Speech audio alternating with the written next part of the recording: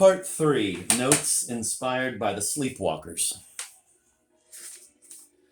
Composition, a trilogy composed of 3 novels, Passenau or Romanticism, Esch or Anarchy, Huguenot or Realism, in German, Sachlichkeit. The story of each novel takes place 15 years after that of the preceding one, 1888, 1903, 1918. None of the novels is bound to another by causal connection. Each has its own circle of characters, and its construction is unlike that of the 2 others. It is true that Passenau, protagonist of the first novel, and Esch, protagonist of the second, meet on the stage of the third, and that Bertrand, a character in the first novel, plays a role in the second. However, the story that Bertrand lives through in the first novel, along with Passenau, Rosina, Elizabeth, is completely absent from the second novel, and when Passenau appears in the third novel, he carries with him not the slightest memory of his youth, which is treated in the first novel.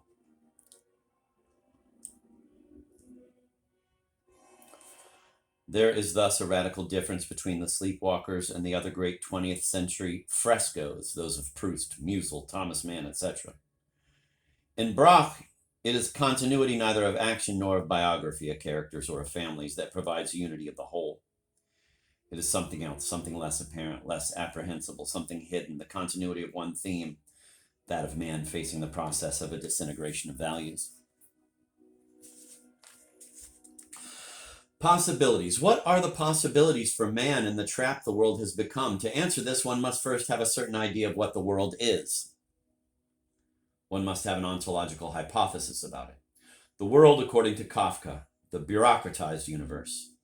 The office not merely as one kind of social phenomenon among many, but as the essence of the world. Here lies the resemblance, a curious, unexpected resemblance between Kafka the Hermetic and Hayek the popular. Hayek does not describe the army in the manner of a realist, a social critic, as a milieu of Austro-Hungarian society, but as the modern version of the world.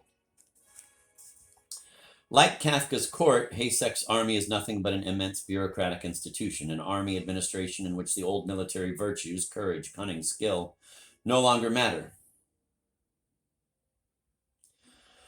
Hayek's military bureaucrats are stupid. The pedantic and absurd logic of Kafka's bureaucrats is also devoid of wisdom, and Kafka's stupidity is swathed in a mantle of mystery and takes on the quality of metaphysical parable. It intimidates.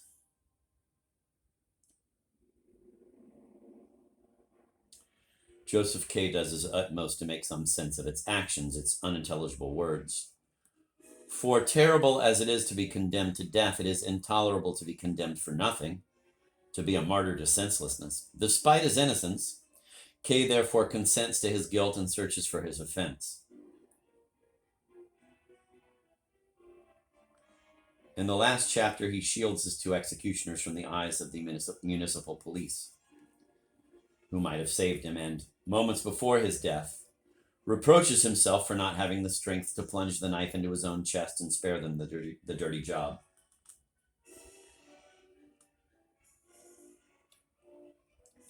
Schweik is just the opposite of K. He mimics the world around him, the world of stupidity, in so perfectly systematic a fashion that no one can tell if he is truly imbecilic or not.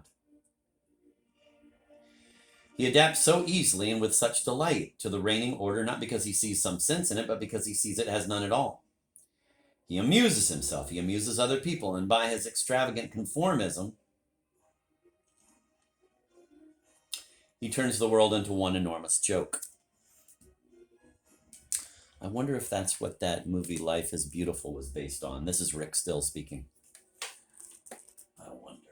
I do indeed wonder.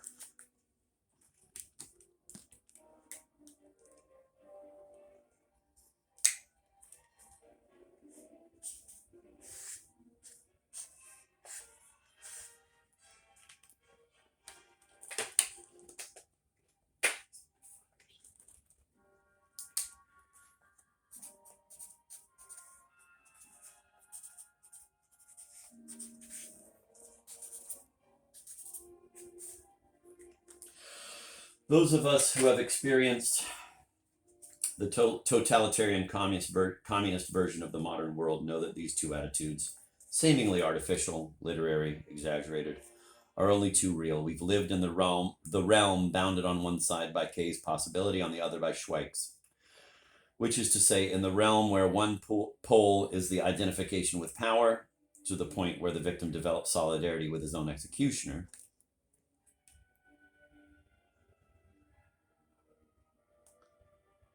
and the other pole, the non-acceptance of power through the refusal to take seriously anything at all, which is to say, in the realm between the absolute of the serious, K, and the absolute of the non-serious, Schweik.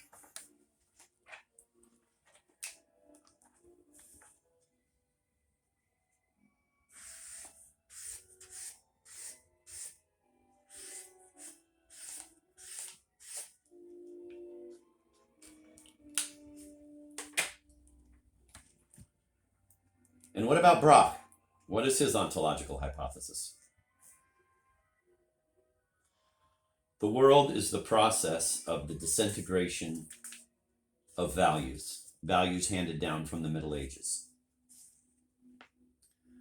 A process that stretches over the 4 centuries of the modern era and is their very essence.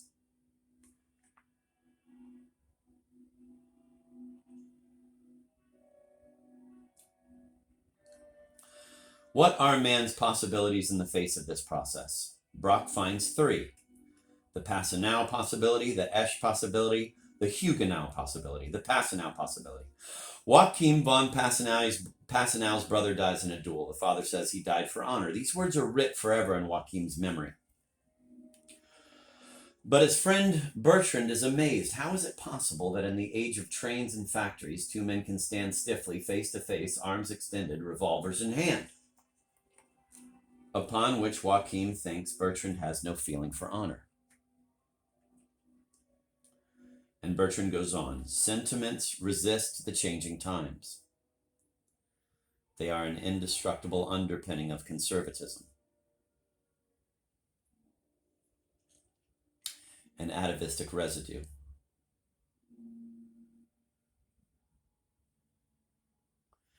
Now, the sentimental attachment to inherited values, to their atavistic residue, is Joachim von Passanau's attitude.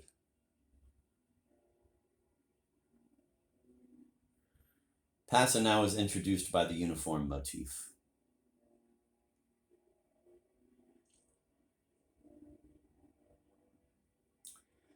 In earlier times, explains the narrator, the church as supreme judge ruled over man. The priest's robes were the mark of supra-terrestrial power, whereas the officer's uniform, the magistrate's gown, represented the profane. As the magical influence of the church gradually faded, the uniform replaced the sacerdotal habit and rose to the level of the absolute. The uniform is that which we do not choose, that which is assigned to us.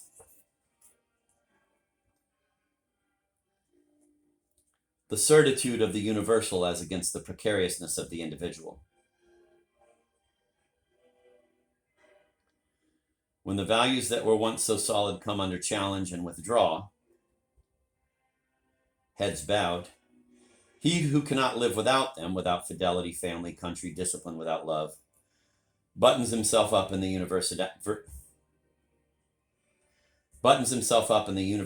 of his uniform, as if that uniform were the last shred of the transcendence that could protect him against the cold of a future in which there will be nothing left to respect.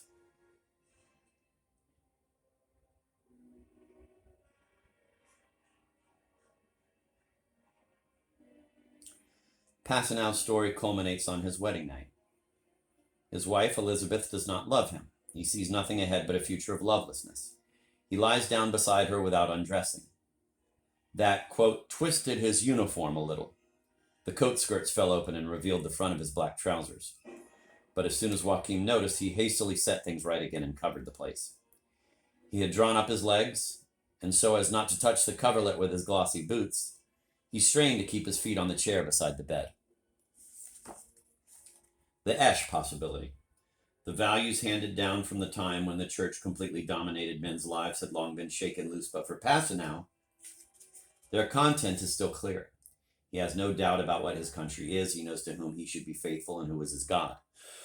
To Esch, values are masked. order, loyalty, sacrifice. He cherishes all these words, but exactly what do they represent? Sacrifice for what? Demand for what sort of order? He doesn't know. If a value has lost its concrete content, what is left of it?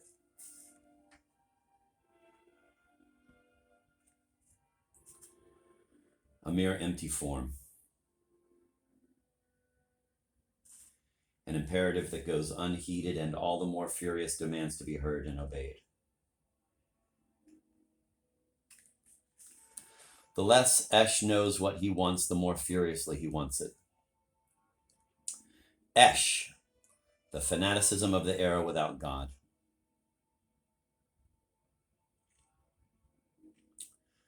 Because all values are masked, anything can be considered a value.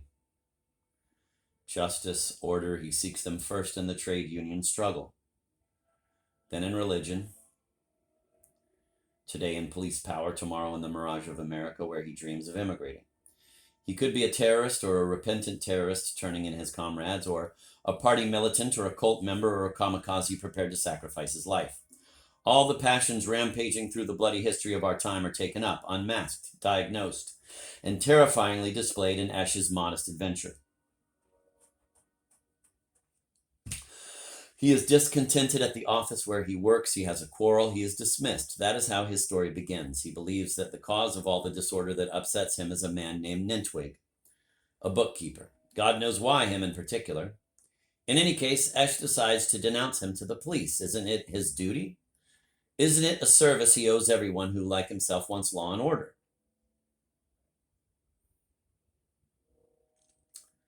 But one day in a bar, the unsuspecting Nitwig genially invites him to his table and offers him a drink. Beside himself, Esh tries to remember Nitwig's offense, but, quote, by now it was so bizarrely insubstantial and vague that Esh suddenly saw the absurdity of his project, and with a clumsy gesture, a little ashamed after all, he seized his glass, end of quote. For Esh, the world divides into the kingdom of good and the kingdom of evil, but alas, both good and evil are equally impossible to identify. He has only to run into Nintwig to lose track of who is righteous and who wicked. In the great masquerade that is the world, Bertrand alone bears the stigmata of evil forever on his face.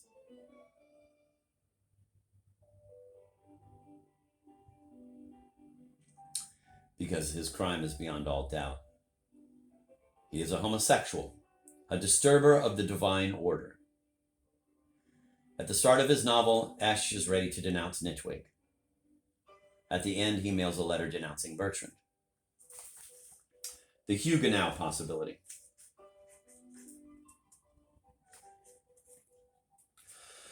Esh denounced Bertrand. Huguenot denounces Esh. Esh did it to save the world. Huguenot does it to save his career.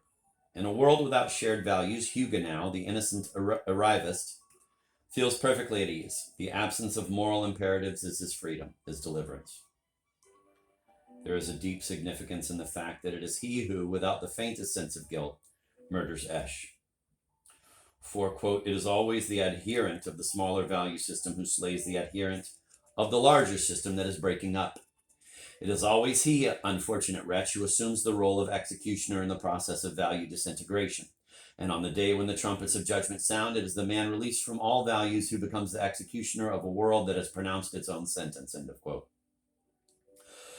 In Brock's mind, the modern era is the bridge between the reign of irrational faith and the reign of the irrational in a world without faith. The figure who appears at the end of that bridge is Huguenot, the cheerful, guilt-free murderer.